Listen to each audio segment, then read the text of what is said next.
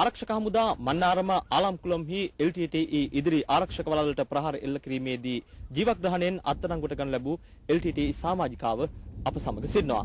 අප සූදානම් මේ මොහොතේ ඇය සමග LTTE අද මුහුණ දී තිබෙන තත්ත්වය ගැන ඔබට කරුණු කියන්න. පෙරෙන්න சாந்தினி யகபெர் மதுநிலா மது வந்து கூப்பிடுறது. வயசு எத்தனை? 18. எந்த ஊர்? சொந்த இடம் யாழ்ப்பாணம் பண்டத்திருப்பு. நீங்க எப்படி இயக்கத்துல சேர்ந்தன்றத பத்தி எங்களுக்கு கொஞ்சம் சொல்லுங்க. நான் மாமா வீட்டை வந்து நின்று நான் கோயிலுக்கு வந்துட்டு நிற்க முதலாம் மாதம் கடிதம் கொண்டு வந்து அந்த 3 கடிதம் 5ஆம் தேதிக்குள்ள கொண்டு வந்து போகல கூட்டத்துக்கு போகல. ඉරන්තින සභාපති උෂාන්දිනී නැමැති 17 වෙනිදි මෑට LTTE ලබා දී ඇති නම මදුනිලා යන්නයි. LTTE ලබා දී ඇති අංකය 10/23.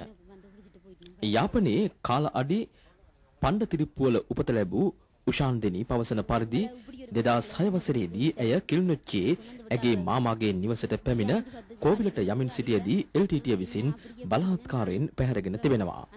ඉන්පසුව ඉරුණමඩු අම්බගාමම්හි වනගත පුහුණු කඳවුරකදී ඇයට LTTE ආයුධ පුහුණුව ලබා දී තිබෙන්නේ. ඇය සමග 125 දෙනෙක් පුහුණුව ලැබූ බවත් ඉන් වැඩි පිරිස බලාත්කාරයෙන් රැගෙන ආ බාල වයස්කාර අය බවත් උෂාන්දිනී කියා සිටිනවා.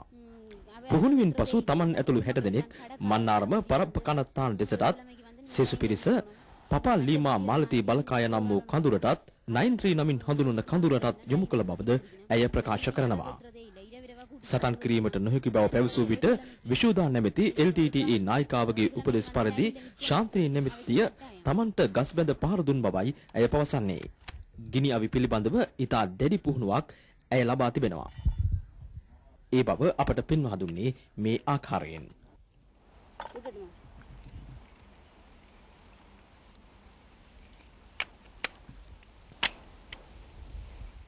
කොතරම් දැඩි පුහුණුවක් ලබා දුන්නද බලහත්කාරයෙන් රැගෙන ආ පිරිස කිසි දිනකත් සිය කැමැත්තෙන් යුද බිමේ නොසිටන බව උෂාන්දිනී ප්‍රකාශ කරනවා. තමන් සමග සිටි බොහෝ දෙනා LTTEන් පැන යාමට දැඩි කැමැත්තෙන් සිටියද LTTEන් සිදුවන හිරිහැර නිසා එම අදහස අතහැර දමා සිටි බව ඇය ප්‍රකාශ කරනවා.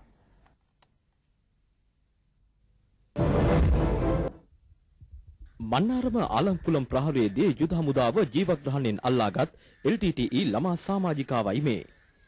පෙරෙන්න சாந்தினி யகபெர் மதுநிலா மது வந்து கூப்பிடுறது. වයසු එක්තනේ? 18. උෂාදිනී හෙවත් මදුනිලා නම් වූ මෑ ප්‍රකාශ කරන්නේ කිල්නොච්චියේ මාමාගේ ගෙදර සිට මුරුගන් කෝවිලට යමින් සිටියේදී LTTE තමන් බලාත්කාරයෙන් පැහැරගෙන අවි පුහුණුව ලබා දුන් බවයි. என்ன அப்படியே விட்டுட்டீங்க நான் பிறகு அந்த என்னோட நின்ற ආලම්කුලම් ප්‍රහාරයේදී යුද හමුදාවට කොටුවේ යටත් වන විට එම ආරක්ෂක වැටේ යුද කටයුතු වල යොදවා තිබූ ආකාරය ඇය ප්‍රතිරූපණය කළේ මෙලෙසින්. දිනපතා පිරිස් බලය අඩුවන විට මෙහි සිටි තමන් ඇතුළු LTTE සමාජිකවන්ට විවේකයකින් තොරව මුරකාවල් වල යෙදීමට සිදු වූ බව උෂාදිනී පවසනවා. මෝටාර් කාලතුවක්කු හා යුද ටැංකි ගුවන් ප්‍රහාර කුමන මොහොතක එල්ල වේදැයි දැඩි බියෙන් තමන් ඇතුළු පිරිස මෙහි සිටි බවද ඇය ප්‍රකාශ කරනවා. ආලම්කුලම් ප්‍රහාරයට පෙර දින තමන්ට යාබද බංකරේ සිටි LTTE සමාජිකාවන් තිදෙනෙකු පැනගොස් තිබූ බවද ඇය පවසනවා. තමන්ද තවදුරටත් රැඳී සිටීමට නොහැකි බව පැවසූ විට ගස්බැඳ පහර දුන් බව උෂාදිනී ප්‍රකාශ කරනවා. තමන් සමග බංකරේ සිටි සෙසු LTTE සමාජිකාවන්ගේ ඡායාරූපයක් ඇය අපට පෙන්වමින් ප්‍රකාශ කළේ එම ජීවිත අහිමිවීම ගැන LTTEට ශාප කරන බවයි. ඔවුන්ද කැමැත්තකින් මෙහි නොසිටි බව ඇය පවසනවා. විනාඩි කිහිපයකින් T50 ගිනි අවියක් ගලවා නැවත සවි කිරීමට උෂාදිනීට හැකියාව තිබෙනවා.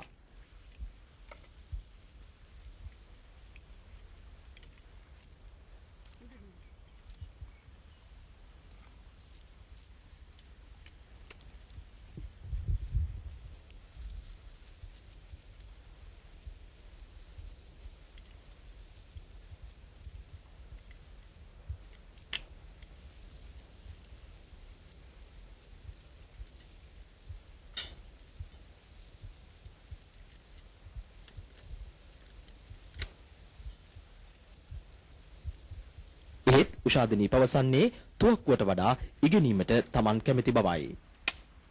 පණ්ඩතිරිප්පු හින්දු විද්‍යාලයේ 10 වෙනි වසරේදී තමා පන්තියේ පළමුවෙනියා වූ බවද උෂාදිනී පවසනවා. යුද හමුදාව ගැන LTT ප්‍රකාශ කළ තොරතුරු අසත්‍ය බව දැන් තමාට පැහැදිලියයිද උෂාදනී අප සමග ප්‍රකාශ කළා.